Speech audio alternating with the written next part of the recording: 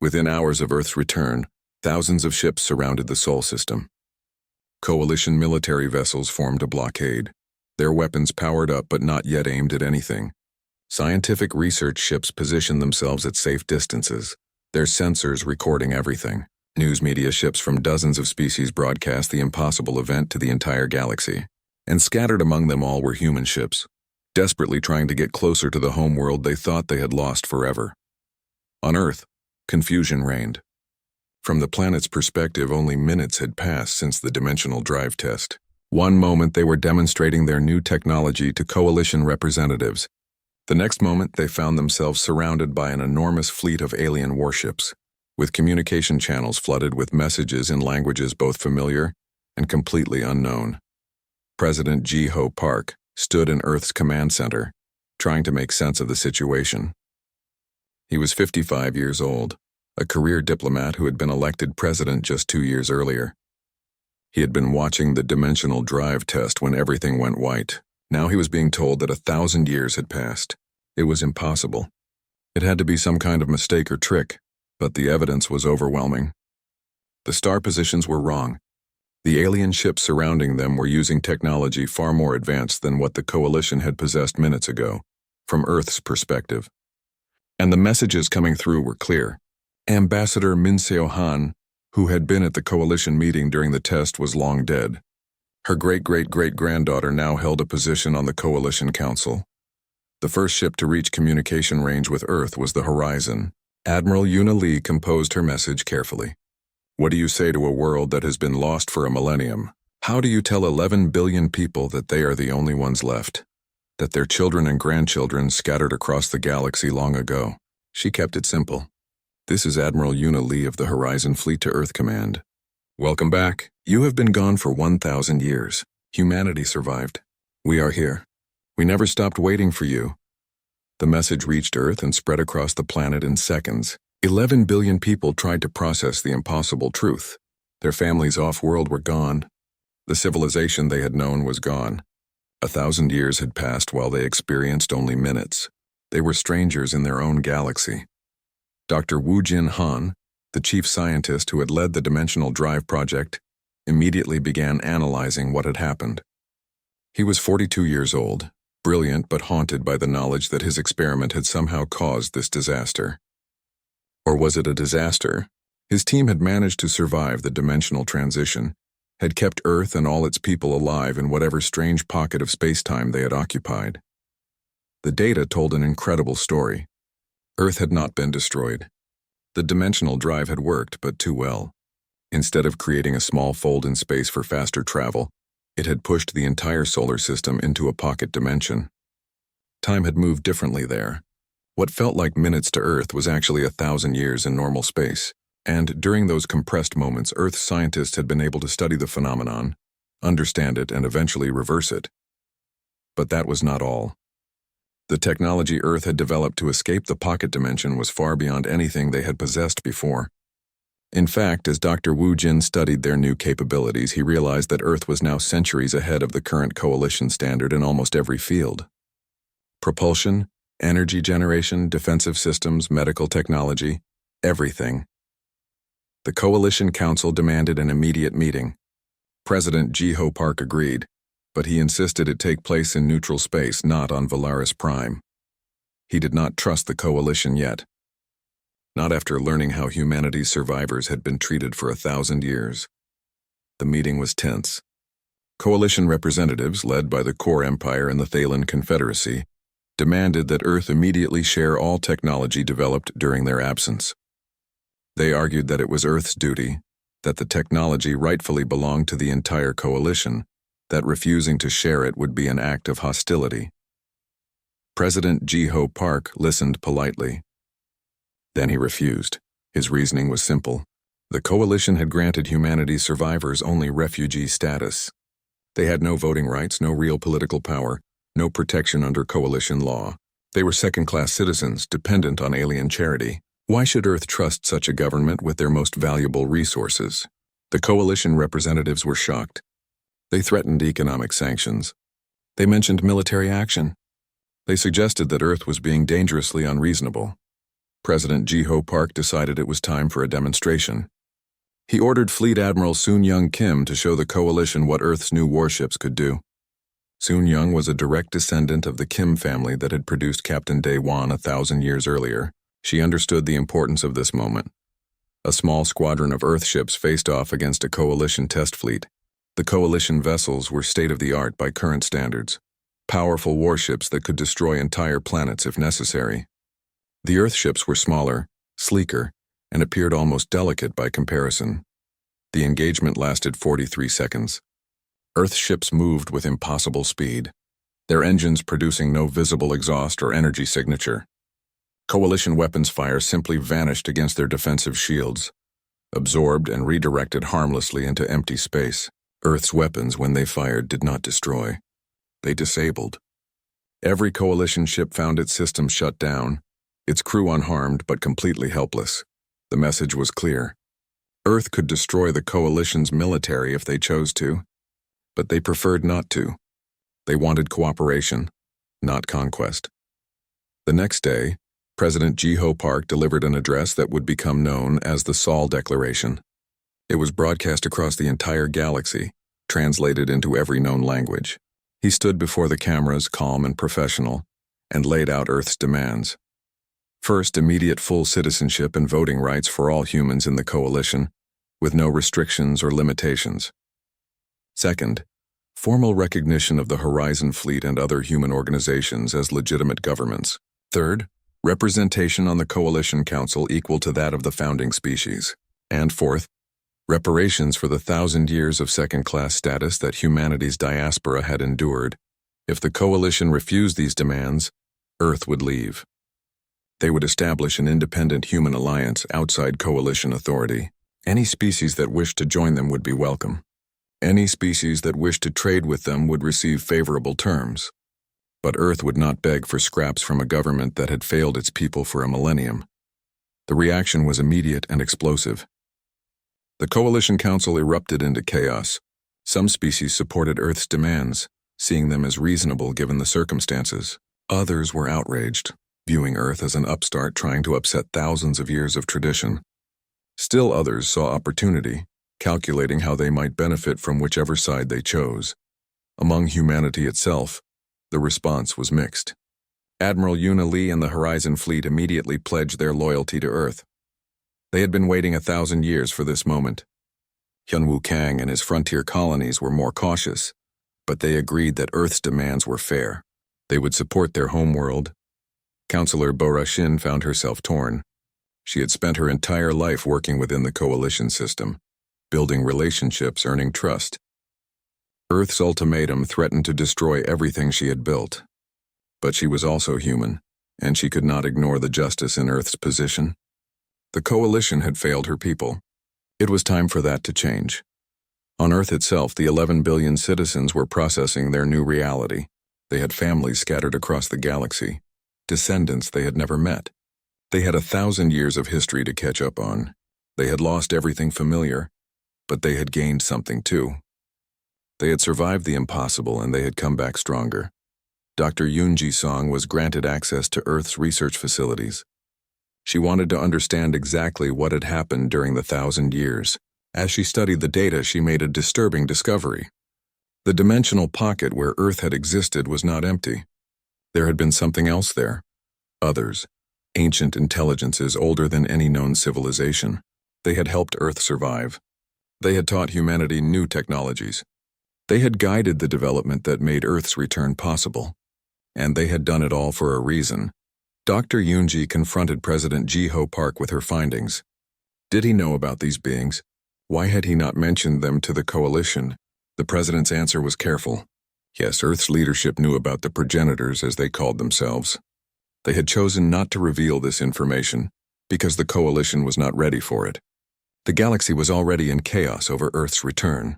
Adding the existence of ancient cosmic entities would only make things worse. The truth would come out eventually, but for now, Earth needed to secure its position first. Dr. Yoonji had to decide whether to keep this secret or expose it to the galaxy. It was a heavy burden, and she did not know what the right answer was. But she knew that secrets had a way of coming out at the worst possible time. The Coalition Council fractured into 3 distinct factions within weeks of Earth's ultimatum. The split was inevitable. For 2,000 years, the Coalition had maintained an illusion of unity through careful balance and tradition. Earth's return and demands shattered that illusion completely. The conservative faction consisted of the oldest and most powerful species, the Core Empire, renowned for their military strength, the Thalen Confederacy, masters of economic control, the Vraxian Collective, who dominated scientific research. These species had built the Coalition and benefited most from its structure. They saw Earth as a threat to their dominance and wanted to put humanity back in its place by any means necessary. The progressive faction included younger species and those who had been exploited by the current system. The Valoran Commonwealth, peaceful traders who had long advocated for reform. The Kresh Union, whose worlds provided resources but received little benefit. The Meridian Federation, explorers who felt stifled by Coalition restrictions. They saw Earth as an ally who could help break the old order and create something fairer. The Opportunist faction was perhaps the largest. These were species who cared less about principles and more about advantage. They would support whoever offered them the best deal, and they were not shy about negotiating with both sides simultaneously. Among humanity, there were fractures too. The human diaspora had spent 1,000 years developing different cultures and perspectives. Now they had to decide whether to follow Earth's lead or maintain their own paths. Admiral Yuna Lee gathered the Horizon Fleet and declared absolute loyalty to Earth. These were people who had never stopped believing that Earth would return. For them, the choice was easy. They were going home finally after 1,000 years of wandering. Counselor Bora Shin struggled with the decision. She had spent 70 years building her position in Coalition politics. She had relationships with alien leaders across the galaxy. She had influence and respect. Earth's ultimatum threatened to make all of that irrelevant, but she was also deeply angry at how the Coalition had treated her people. After days of agonizing deliberation, she chose Earth. Her political career might be over, but her conscience was clear. Yunwu Kang and the frontier colonies were suspicious of Earth at first. They had survived by relying on no one but themselves. They did not trust governments, even human ones. But after meeting with President Jiho Park and Fleet Admiral Soon-Young Kim, Hyunwoo grudgingly agreed that Earth's leadership was competent and sincere. The frontier colonies would support Earth, but they would maintain their independence and their weapons. The merchant families who ran human trading networks remained officially neutral. They had business relationships with dozens of species and could not afford to take sides too quickly. But quietly, they began positioning their assets to support Earth if necessary. Money followed power, and it was increasingly clear where the real power lay. The conservative faction decided to test Earth's capabilities more directly. The Core Empire, proud warriors who had never lost a major conflict, assembled a battle fleet and sent it to the Sol system. They called it a security assessment, but everyone knew it was a show of force. The Core wanted to see if Earth's demonstrations had been tricks or if humanity really possessed the power they claimed. Fleet Admiral Soon-Young Kim met them at the edge of the Sol system with just 5 Earth warships. The Core fleet numbered over 200 vessels. By any conventional calculation, the Core should have won easily. Instead, what followed was a brief and utterly one-sided engagement. Earth's ships moved like nothing the Core had ever seen. They accelerated to impossible speeds, stopped instantly, changed direction without turning. The Core fleet's weapons could not track them, could not predict their movements, could not hit them at all. When Earth's weapons fired, they did not destroy. They simply turned off enemy ships like flipping a switch. Within minutes, the entire Core fleet was floating dead in space. Crews unharmed but completely helpless. The Core warriors were humiliated. They had built their entire culture around military prowess, and they had been defeated without landing a single hit. The fleet limped back to Core space in disgrace. The conservative faction began to realize that military intimidation would not work against Earth. President Jiho Park decided it was time to show the galaxy that Earth's power was not just military. He invited coalition observers to visit Earth and witness demonstrations of their technology. Hundreds of scientists and officials from dozens of species accepted the invitation. Dr. Wu Jin-han led the presentations. He showed them medical technology that could cure diseases the coalition considered incurable. He demonstrated agricultural systems that could turn desert worlds into gardens in months instead of decades. He revealed clean energy production that made resource scarcity obsolete. He displayed quantum communication devices that allowed instant contact across the entire galaxy. The observers were stunned. Earth had not just developed better weapons. They had solved fundamental problems that the Coalition had given up on centuries ago. Problems that affected billions of lives across thousands of worlds. The implications were staggering. Dr. Yoonji Song, meanwhile, continued her investigation into the progenitors. She gained access to Earth's deepest archives and studied the records of humanity's 1,000 years in the dimensional pocket. What she discovered disturbed her deeply. The progenitors were real. They were ancient beyond comprehension. Beings of pure energy who claimed to have created the original dimensional technology millions of years ago. They had been watching the galaxy for eons, waiting for the right moment to intervene. Earth's disappearance had not been an accident. It had been orchestrated.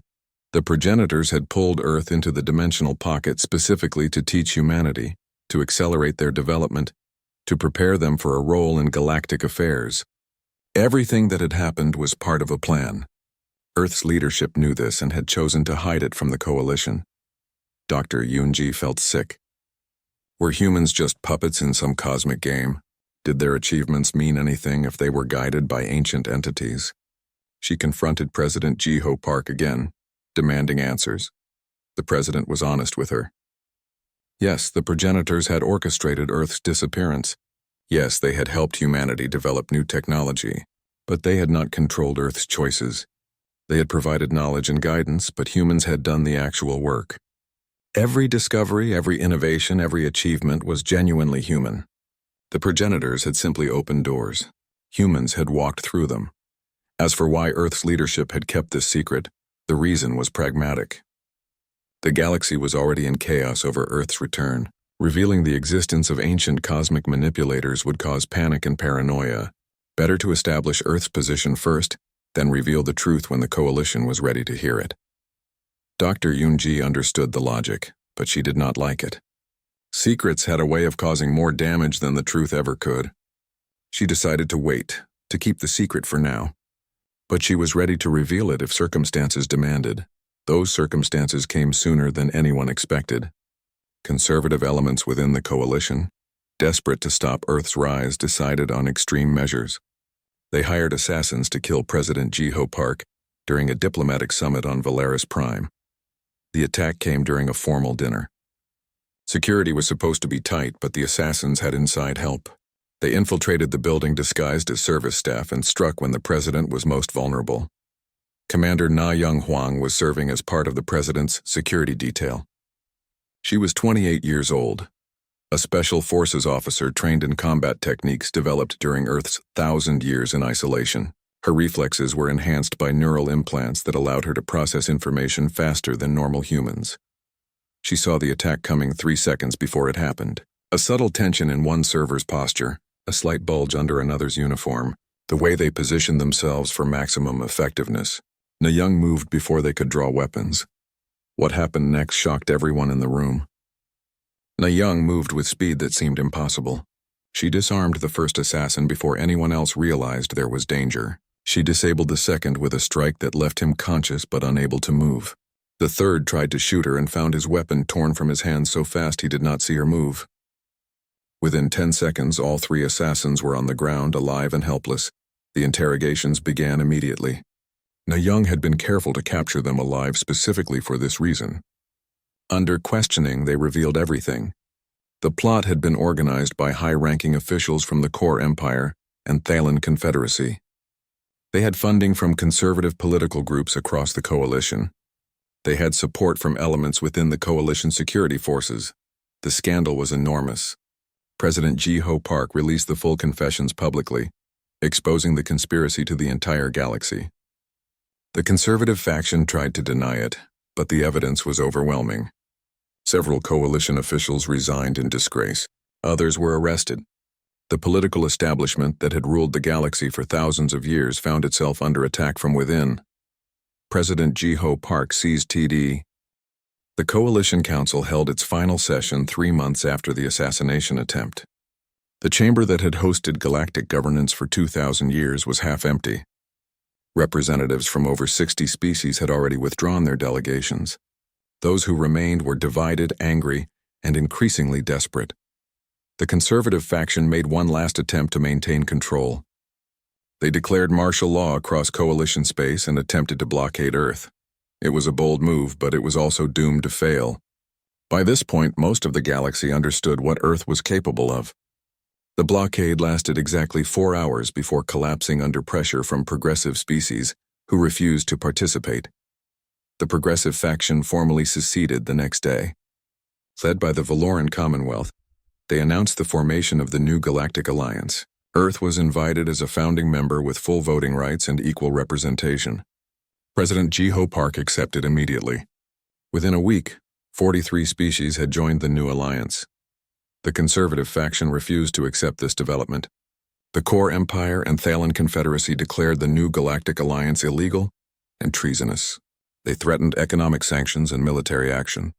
But their threats rang hollow. Most of their traditional allies had either joined the alliance or declared neutrality. Earth and the human diaspora formally united as the Human Stellar Alliance. It was an emotional moment for all of humanity. Earth citizens who had experienced only months of separation were reunited with descendants who had lived entire lifetimes without a home world.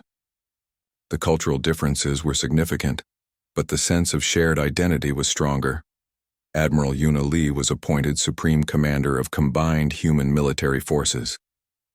She was 53 years old now, with gray hair and a lifetime of experience leading the Horizon Fleet. She had waited her entire life for humanity to be whole again, and now it was her responsibility to protect that unity. Counselor Bo-Ra Shin became Chief Diplomat of the Human Stellar Alliance. Her decades of experience in coalition politics were invaluable. She knew every species, every leader, every political faction in the galaxy. She could negotiate agreements and build coalitions better than almost anyone alive. Captain Hyunwoo Kang, despite his distrust of governments, accepted the position of Alliance Marine Commander. His frontier colonies had trained some of the best soldiers in human space. They would form the core of the Alliance's ground forces, combining their practical experience with Earth's advanced technology. Dr. Yoon-ji Song became head of the Alliance Research Division. Her task was to take Earth's advanced technology and make it available to all Alliance members. She worked with teams of human and alien scientists, adapting Earth's innovations to work with different species' biology and technology. The Human Stellar Alliance launched its first major operation within a month of formation. There were still thousands of humans living under conservative coalition control, many of them in situations ranging from uncomfortable to actively hostile. The Alliance decided it was time to bring them home. Commander Na Young Hwang led the liberation operations. These were not invasions. They were precision rescue missions designed to extract human populations without causing casualties or permanent damage. Her teams would arrive at a world, neutralize any military resistance, evacuate the human population, and leave within hours. The operations were spectacularly successful. Conservative coalition forces could not stop them.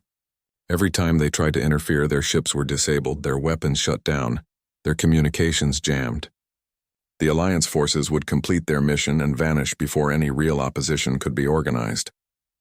Each successful liberation had a ripple effect. Other species under coalition control began to wonder why they were supporting a government that clearly could not protect them or enforce its authority. Some began secret negotiations with the Alliance. Others simply declared independence and asked for Alliance protection. Earth began distributing technology to Alliance members as promised. Medical centers appeared on impoverished worlds, bringing healthcare to billions who had never had access before. Terraforming operations transformed barren planets into habitable worlds in months. Energy systems eliminated poverty and resource scarcity on dozens of planets. It was the largest humanitarian effort in galactic history. But Dr. Yoon-ji Song could no longer keep the secret about the progenitors. Too many people were asking questions about how Earth had developed such advanced technology in what seemed like minutes from their perspective. The official explanation about time dilation was true but incomplete. Eventually, someone would figure out the rest. She went public with her findings. In a press conference that was broadcast across the galaxy, she revealed the existence of the progenitors. She explained how Earth had not been alone in the dimensional pocket. She described the ancient beings who had helped humanity, taught them, guided their development over the compressed millennium they had experienced. The reaction was explosive. Some species accused Earth of being pawns of cosmic manipulators. Others believed the progenitors were humanity's rightful allies. Many dismissed it as propaganda or delusion. The galaxy had just barely accepted Earth's return, and now they had to process the existence of beings older and more powerful than any known civilization. President Jiho Park addressed the controversy directly. He confirmed everything Dr. Yunji had said. Yes, the progenitors had orchestrated Earth's disappearance. Yes, they had helped humanity develop advanced technology. But humanity had earned their knowledge through hard work and genuine achievement. The progenitors had been teachers, not masters. The core empire, desperate to restore their damaged pride and threatened power, launched one final military offensive. They committed 60% of their entire fleet to a massive attack on Alliance space. It was the largest military operation in modern galactic history, involving thousands of warships and hundreds of thousands of warriors. Fleet Admiral Sun Young Kim met them at Centaurus Station, a major Alliance military base. The battle that followed would be studied for generations. The core fleet was enormous, powerful, and led by their most experienced commanders. The Alliance fleet was outnumbered 100 to 1. The engagement lasted 6 hours. Alliance ships moved through the core formations like ghosts, untouchable and unstoppable. They did not destroy enemy vessels. They disabled them one by one, systematically and efficiently. Core warriors found their weapons useless, their tactics meaningless, their pride shattered. By the end, thousands of core warships floated helpless in space, their crews alive but utterly defeated. The Battle of Centaurus Station broke the conservative faction's will to resist. The core empire sued for peace the next day. The Thalen Confederacy followed within a week. The old coalition formally dissolved, and its remaining members began negotiations to join the new Galactic Alliance under reformed terms that guaranteed actual equality. But the revelation about the progenitors had created a new crisis. The ancient beings made direct contact with the galaxy for the first time in millions of years. They appeared as entities of pure energy, their forms shifting and incomprehensible to normal perception. Their message was delivered simultaneously to every communication device in the galaxy. They explained that they had been watching galactic civilization for eons. The coalition had been an experiment in governance, but it had failed. It had become stagnant, corrupt, and oppressive. The progenitors had decided to intervene by empowering humanity as agents of change. Earth would lead a new era of galactic civilization, or the progenitors would find another species to champion. The message terrified many species. Were they all just pieces in a cosmic game? Did their choices matter if ancient beings were manipulating events? The revelation caused widespread panic and anger across the galaxy. Within the Human Stellar Alliance, the message caused fierce debate.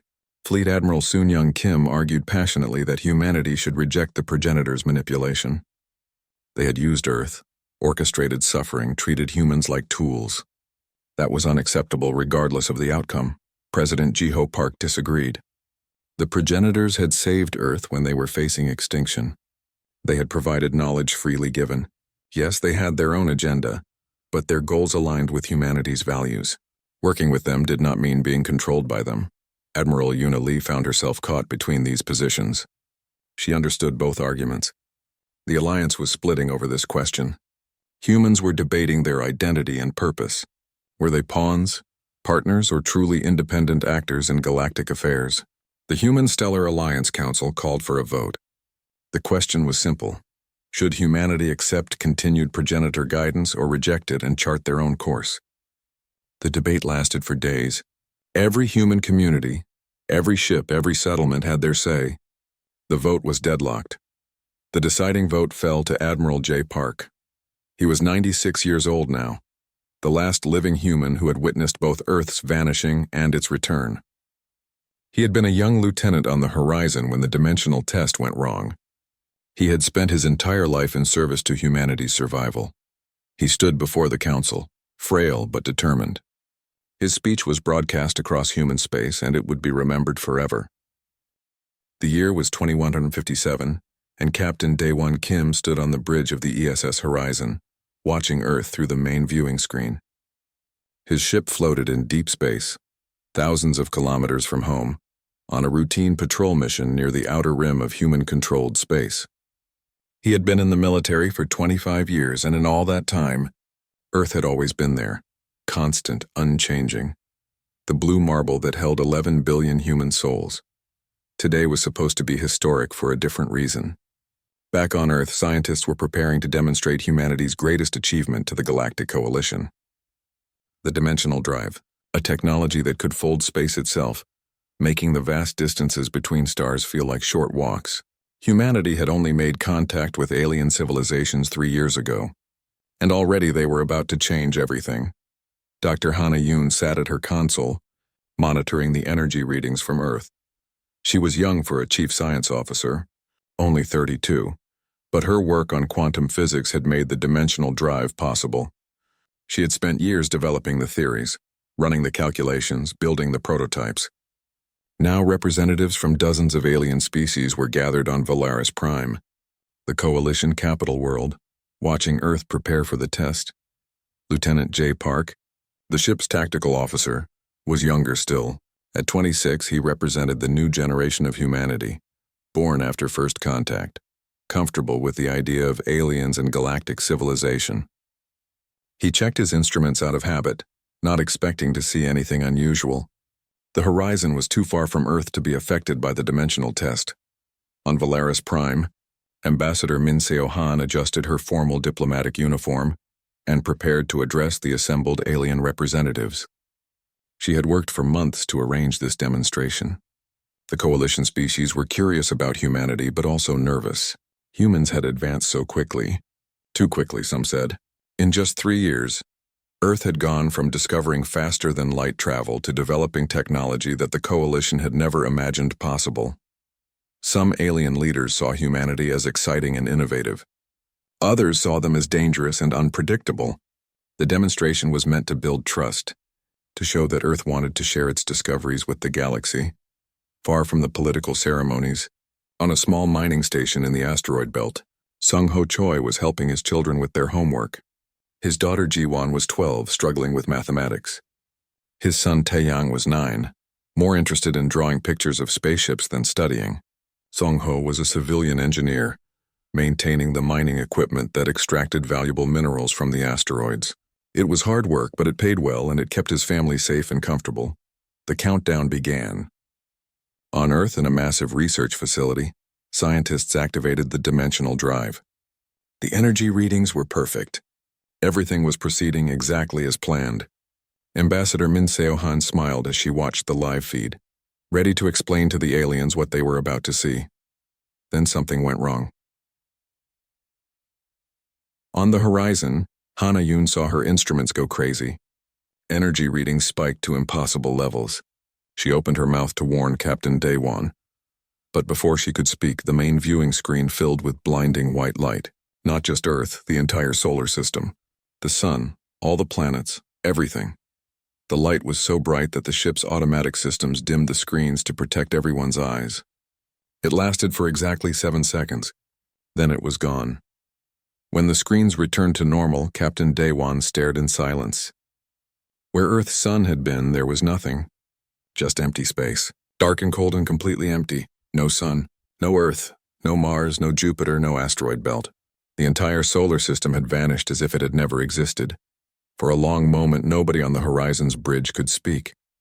They all stared at the impossible sight before them. Lieutenant J. Park was the first to find his voice. It came out as a whisper. Where did it go? Hannah Yoon's hands shook as she ran diagnostic after diagnostic. Her instruments were working perfectly. There was no error, no malfunction. The solar system was simply gone. 11 billion people gone, her parents, her friends, her entire world, vanished in 7 seconds. Captain Daewon forced himself to think clearly. He had been a soldier for too long to freeze in a crisis. Communications, he ordered. Contact every human ship, station, and outpost.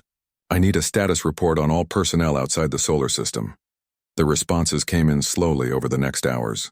The news was devastating. 47,000 humans had survived. That was all. 47,000 out of 11 billion. Most were crew members on deep space vessels like the Horizon. Some were diplomats and scientists stationed on alien worlds. A few were colonists on distant mining stations. Everyone else was gone. On Valaris Prime, Ambassador Min Seo-han watched in horror as the live feed from Earth simply ended. The alien representatives around her erupted in confused chatter. Some were shocked. Some were frightened. A few looked almost relieved. Within minutes, emergency meetings were being called. The Coalition Council convened immediately. The debates began at once. What had happened? Had humanity's experiment destroyed them? Had they opened a portal to another dimension and been pulled through? Some alien species suggested that Earth had discovered something dangerous and paid the price for their ambition. Others argued that it was a tragic accident that could have happened to anyone. But a few voices whispered darker theories. Perhaps humanity had faked their own destruction to hide their true capabilities. Perhaps they had fled to another part of the galaxy, planning something sinister. These theories were quickly dismissed as ridiculous, but they planted seeds of suspicion that would not easily die. The Coalition declared the former location of the Sol system a forbidden zone. Ships were not allowed to approach. Scientists were forbidden from studying the empty space. The official explanation was safety.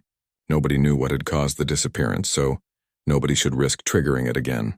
But the real reason was simpler. The Coalition was afraid. The surviving humans faced an impossible situation. They had no homeworld, no government, no infrastructure. Everything that made humanity a civilization was gone. All that remained were 47,000 scattered individuals, floating in alien space, dependent on the charity of species they barely knew. Captain Dae-Wan called a meeting of all surviving ship captains and senior personnel. The ESS Horizon was the largest human vessel remaining, with a crew of 3,200. By default, Dae-Wan became the highest-ranking human military officer in existence. The responsibility weighed on him like a physical burden. He stood before the assembled officers, looking at their faces on dozens of video screens. They were looking to him for answers, for hope, for leadership. He had none of those things, but he had duty, and that would have to be enough. "We are all that remains of humanity," he began. His voice was steady, though his heart was breaking. 47,000 souls. We don't know what happened to Earth. We don't know if we'll ever find out. But we're alive. And as long as we're alive, humanity survives. He paused, gathering his thoughts. The Coalition has offered us refugee status. They'll provide supplies and shelter. Some of you may choose to settle on alien worlds to build new lives among other species. I won't stop you. But the Horizon will not stop searching. We will not give up. Somewhere out there might be answers, and if there's even the smallest chance that Earth still exists somewhere, we will find it. A week later, the survivors held a memorial service. Captain Dae-Wan stood before a holographic display showing images of Earth. Beautiful Earth with its blue oceans and white clouds and green continents. He spoke about humanity's history, their achievements, their struggles. He spoke about the 11 billion who were lost. As he spoke, Hana Yoon sat at her console, half listening to the ceremony. Her instruments were set to monitor the empty space where Earth had been. She didn't expect to see anything. The dimensional readings had been silent for days. Then, for just a fraction of a second, her screen flickered. A quantum signature matching Earth's dimensional frequency. It appeared and vanished so quickly that she almost thought she had imagined it. She stared at her instruments, her heart racing. She ran the data back, checking and rechecking. It had been real. For 1/10 of a second, something with Earth's exact energy signature had existed in normal space. Then it was gone again. Hana said nothing to anyone. She was probably wrong. The reading was probably an error, a glitch, her own desperate hope creating false data. But deep inside, in a place beyond logic and science, she knew the truth.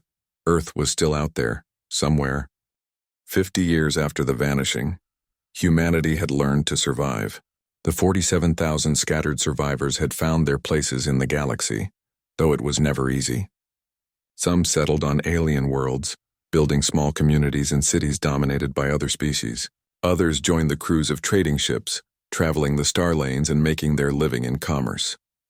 A few remained with the military vessels, particularly the Horizon, which had become a symbol of human resilience. Captain Dae-Wan had died 15 years earlier, but his legacy lived on. His great-granddaughter, Yuna Lee, now commanded the Horizon fleet. It was no longer just one ship. Over the decades, humans had built new vessels, combining salvaged Earth technology with designs learned from the Coalition. The fleet numbered 20 ships now, home to nearly 10,000 people who refused to settle down, who kept searching, who never stopped hoping. Una had been born on the horizon, in deep space 3 years after Earth vanished. She had never seen her ancestral home except in old videos and photographs, but she felt its loss as deeply as if she had lived there herself. Her great-grandfather's stories had been passed down through the family, and she carried his sense of duty like a sacred trust. On Valaris Prime, the Coalition capital, humans had carved out a different kind of existence. The Valaris Quarter, as it was known, was home to 5,000 humans who had chosen integration over isolation. They learned alien languages, adopted alien customs, and worked within the Coalition's political system. It was here that Bora Shin had spent her entire life working toward a single goal: getting humanity a real voice in galactic affairs. Bora was 63 years old in the year 2687, and she had just achieved what no human before her had managed. After decades of negotiation, compromise, and political maneuvering, she had been appointed to the Coalition Council. Not elected, not as a full member with voting rights, but appointed as a special advisor, allowed to speak in council sessions to represent human interests. It was a small victory, but it was something. Many humans celebrated, others criticized her for accepting too little, for compromising too much. Bora ignored both the praise and the criticism. She understood politics. You took what you could get, and then you used it to get more. Far from the political centers on harsh frontier worlds, another kind of human community had developed. These were the descendants of miners, engineers, and colonists who had been working in remote locations when Earth vanished. They had settled on planets that other species considered too dangerous or too poor in resources to bother with, places with thin atmospheres, extreme temperatures, or hostile native life. Hyunwoo Kang commanded the largest of these frontier colonies. In the year 2963, he was 52 years old, a military veteran who believed that humanity's survival depended on strength, not diplomacy. His colony on the planet Krios was home to 8,000 humans, all of them tough, independent, and heavily armed.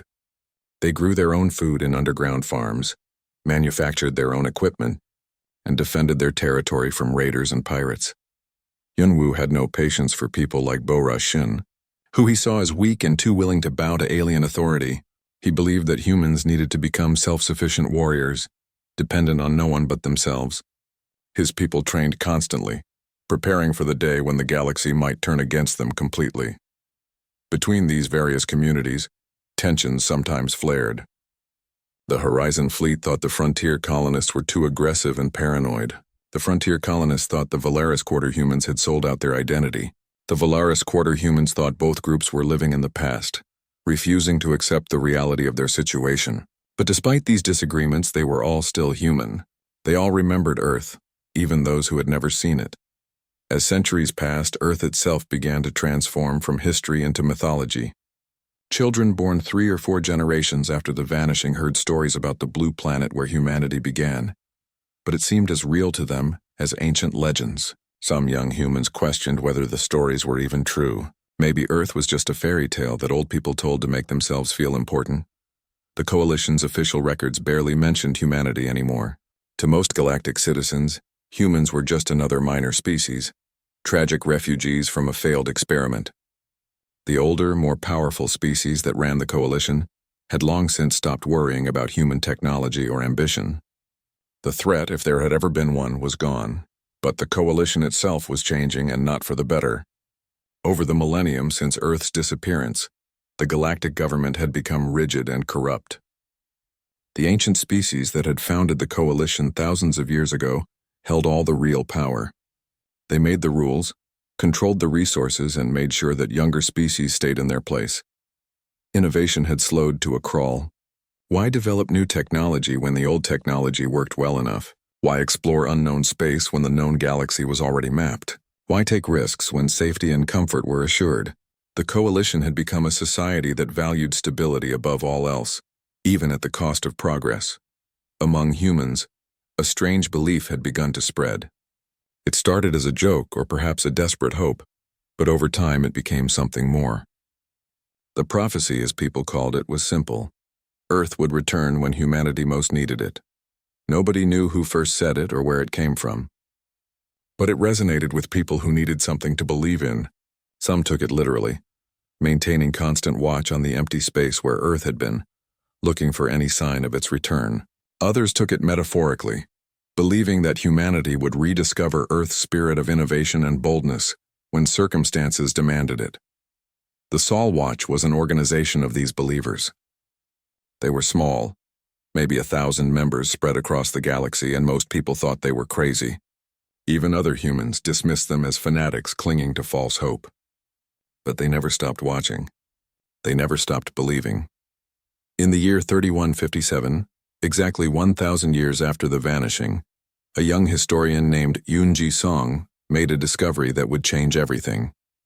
She was 31 years old, working in the ancient archives on Valaris Prime, studying the records from the time of Earth's disappearance.